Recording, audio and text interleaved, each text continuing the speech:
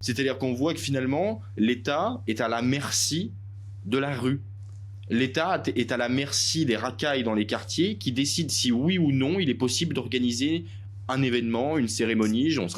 On ne peut pas à la fois faire l'éloge d'une délégation qui prône la charia avec à côté dans la même cérémonie des drag queens et des LGBT. Parce que ces gens-là ne sont pas compatibles dans la réalité. What did you think of the Olympics? The Olympic opening ceremony stirred up controversy worldwide, with some countries censoring parts of it.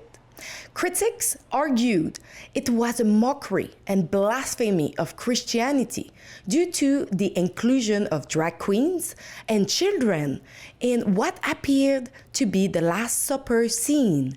But the organizers, however, defended it, stating it was not the Last Supper, and of course they used the propaganda card with the banner of diversity, equity, and inclusivity. Despite this backlash, a survey from the Olympics Games organizers revealed that 86% of the French public believed the opening ceremony was a success, and 96% expressed high satisfaction. However, the opening ceremony was not the only issue noted by the public. Businesses within QR code zone experienced days of struggle due to the restricted customer access. Paris also invested 1.4 billion of euro to clean the Seine River, which had been polluted for decades. Unfortunately, this effort resulted in health concerns for the swimmers, causing some to become ill. It's important to remember that swimming in the Seine has been banned since 1923 due to health risk.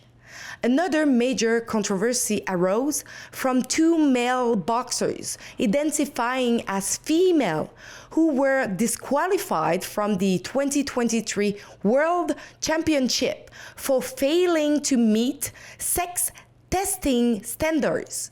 Despite being biologically male, they were allowed to compete against female athletes, leading to Iman Khalif to secure one medal until now.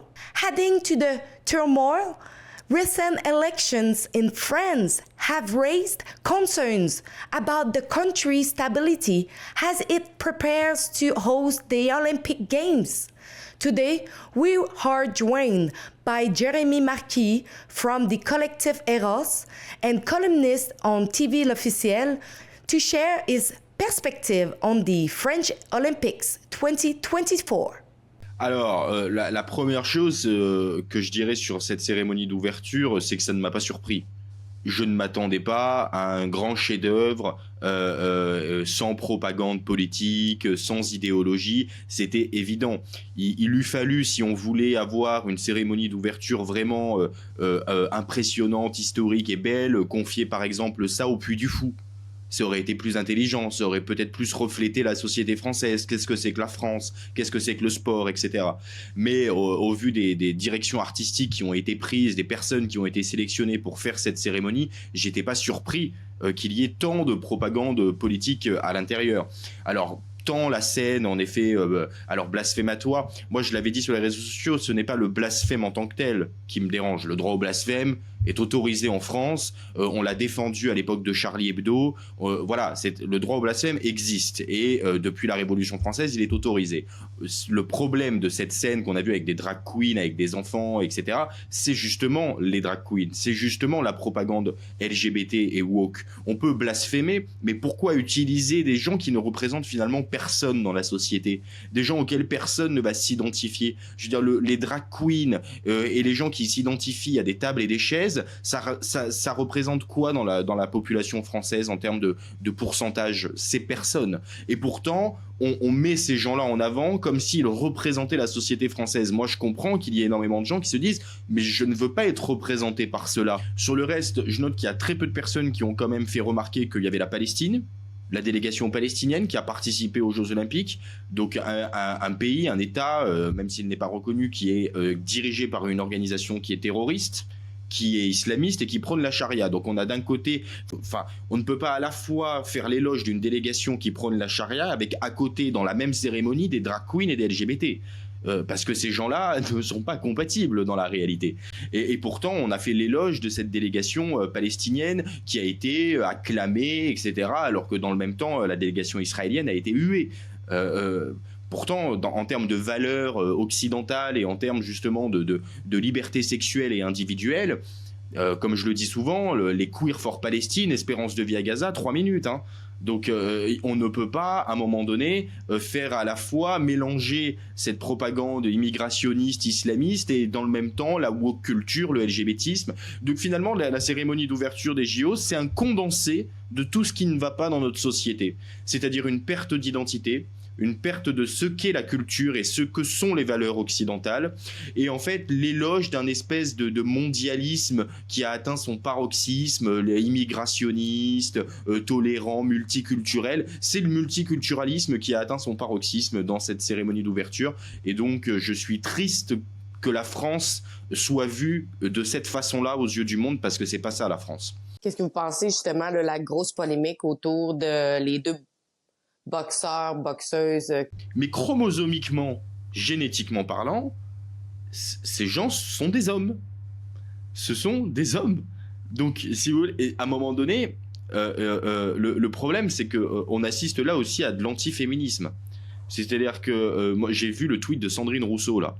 Sandrine Rousseau qui a expliqué, qui a soutenu cette boxeuse algérienne, et puis il y en a eu une autre aussi, je ne sais plus comment elle s'appelle, l'autre athlète qui est en fait qui est un homme transgenre. Elle les a soutenus. Mais donc du coup, Sandrine Rousseau et les néo-féministes d'aujourd'hui soutiennent le fait qu'on puisse taper sur des femmes, enfin l'injustice contre les femmes, c'est de la discrimination contre les femmes. C'est injuste pour ces femmes-là, pour cette Italienne-là qui a été boxée. Enfin, on lui a gâché et on lui a interdit sa compétition, puisque comment voulez-vous qu'elle gagne face à un homme? Forcément, il n'y a pas les mêmes... je veux dire, c'est pas possible. Donc c'est de l'antiféminisme. Des femmes ont choisi, des féministes aujourd'hui, l'extrême gauche française, les femmes de l'extrême gauche française ont choisi d'abandonner les femmes au profit d'un espèce de nouveau combat de transidentité, théorie du genre, woke culture. Et donc finalement, ces gens-là sont les pires ennemis des femmes. Sandrine Rousseau est la pire ennemie des femmes occidentales aujourd'hui, parce que non seulement elle autorise ce genre de choses qui fait que des hommes peuvent combattre des femmes lors de compétitions sportives, elle autorise, elle fait l'éloge de l'islamisation, qui est quand même, je pense, le plus dangereux pour les femmes aujourd'hui en Occident, et pour la liberté des femmes. Donc ces gens sont dangereux pour les femmes. Qu'est-ce qu'ils ont de féministes? Le féminisme, c'est l'égalité homme-femme, et c'est que les femmes soient libres et égales dans la société. C'est ça le féminisme. En fait, la France a basculé dans une forme, on l'avait vu d'ailleurs en 2020 pendant la crise sanitaire, c'était un petit peu le même procédé, les codes QR, interdits de sortir, etc. On a aujourd'hui un État qui est finalement extrêmement fort avec les faibles et faible avec les forts. Hein, donc quand il s'agit de privation de liberté, de fermer des rues entières, d'empêcher les commerces de travailler, comme là pendant les Jeux Olympiques, de mettre des QR codes en place, ça l'État sait faire. En revanche, le trafic qui tue la vie de certaines banlieues en France, ça, personne n'en parle et personne ne fait rien. Des zones de non-droit où la police ne peut même plus rentrer aujourd'hui, des banlieues qui sont entre les mains à la fois des trafiquants et à la fois des islamistes, personne ne dit rien, l'État est incapable, par peur et par lâcheté, d'aller régler leur compte à ces gens-là. Hein. Par contre, on va aller emmerder le petit commerçant, le restaurateur parisien, l'homme qui habite dans Paris, qui va devoir utiliser un QR code, lui on va savoir l'emmerder. Et puis, sur la scène, quand je vois qu'on a dépensé quand même 1,4 milliard pour nettoyer la Seine, alors que tout ça pour ça, finalement, pour avoir une image de Anne Hidalgo et de la ministre des Sports qui se baignent dans la Seine. Voilà, super. Puis on a appris en plus que le jour où Anne Hidalgo s'est baignée dans la Seine n'était pas baignable. Donc il se peut finalement que Anne Hidalgo ait attrapé une maladie en se baignant dans la Seine. Il y avait des doutes au niveau du de la hausse du taux de criminalité pendant les Jeux olympiques. Qu'est-ce que vous pouvez nous dire par rapport à ça? La hausse de la criminalité, d'autant plus dans les régions périphériques, c'est-à-dire dans le Paris extra-périphérique, était prévisible parce qu'il y a eu une telle concentration. La plupart des forces de l'ordre ont été mobilisées pour sécuriser les Jeux olympiques à l'intérieur de Paris. Donc, ce qui veut dire qu'il y a un manque de forces de l'ordre énorme sur tout le reste du territoire, y compris en Île-de-France, à l'extérieur du périphérique parisien.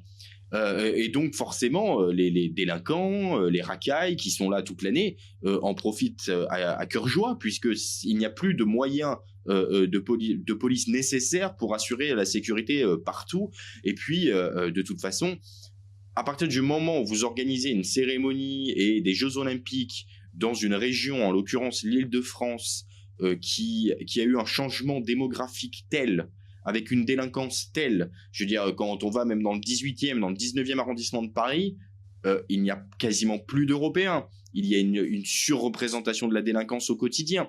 Donc forcément, à partir du moment où vous organisez ces Jeux Olympiques dans ce territoire-là, il ne faut pas s'attendre à autre chose qu'une hausse de la délinquance, parce que les délinquants, les racailles vont profiter de l'afflux de touristes, etc., pour justement commettre des délits, sans qu'ils ne soient jamais d'ailleurs inquiétés de quoi que ce soit, puisque de toute façon la police a abandonné. Ce n'est pas de leur faute, hein, je n'incrimine pas les policiers, ça vient évidemment d'au-dessus. Si le RN avait gagné, on aurait pu avoir en effet des émeutes dans certaines banlieues, et ça, je pense que c'était un scénario qui était extrêmement craint par le gouvernement. D'ailleurs, il y avait eu des rumeurs comme quoi le comité olympique avait émis des hypothèses comme quoi si les résultats de l'élection présidentielle n'étaient pas à la hauteur de ce qu'on espérait, donc en gros la victoire du camp macronien, et que si le RN passait, il faudrait peut-être décaler les Jeux Olympiques. Il y avait eu cette rumeur qui avait circulé à un moment donné. Mais quand on a vu, par exemple, quand on sait ce qui s'est passé l'année dernière dans les banlieues en France avec les émeutes suite à la mort du délinquant Naël, s'il s'était produit exactement la même chose il y a 2 semaines, comment on aurait fait ? C'est-à-dire qu'on voit que finalement, l'État est à la merci de la rue. L'État est à la merci des racailles dans les quartiers qui décident si oui ou non il est possible d'organiser un événement, une cérémonie. On se rappelle du Stade de France où les supporters ont été attaqués, volés, pillés par des bandes de jeunes que Gérald Darmanin, notre ministre de l'Intérieur, avait appelés des supporters anglais. Hein, alors qu'ils n'étaient ni supporters ni anglais. C'est très agréable pour nos amis britanniques. Donc voilà, c'est désolant. On assiste progressivement, et ces élections législatives l'ont une fois de plus démontré, qu'on va de plus en plus vers ce scénario, c'est-à-dire 2 France finalement, et 2 visions de la France qui vont s'affronter et qui mèneront probablement à un affrontement civil, même comme on voit actuellement au Royaume-Uni. Et ce qui se passe au Royaume-Uni depuis 3-4 jours là est extrêmement révélateur, parce que le Royaume-Uni a quelques années d'avance sur nous, et c'est extrêmement révélateur sur ce qui va arriver au continent européen, et donc à la France dans quelques temps, parce que aujourd'hui les Britanniques sont beaucoup plus envahis que nous en termes de remplacement de population, d'islamisation. Moi, j'ai été extrêmement choqué de voir dans les rues de Londres des gens appelant à la création d'un califat islamique, chantant des chants du Coran, etc. Et en France, c'est le scénario probable, en tout cas le plus probable dans les prochaines années, et c'est d'ailleurs ce que reflète la nouvelle Assemblée nationale. Finalement, l'Assemblée nationale reflète ce qui va se passer dans la rue demain. Et donc c'est extrêmement inquiétant, et d'un autre côté c'est porteur d'espoir, parce qu'on se dit finalement tout n'est pas perdu, il y a encore des Britanniques qui se réveillent. Moi je me demandais ce que faisaient justement les Britanniques, je voyais ce pays en train de mourir et je me disais mais quand est-ce qu'ils vont réagir ? Et là ils réagissent, donc finalement ça donne un peu d'espoir. On se dit tiens, il y a encore des gens qui sont un peu éveillés et qui disent on est là, on existe et on ne veut pas disparaître. Don't forget to go over friendsonfire.com. This website was our special website for raising some money to offset our travel expense to me and my cameraman Guillaume Roy when we went over there during the last election. If you want to contribute to our independent journalism and make sure we are holding the line, please chip in what you can at friendsonfire.com.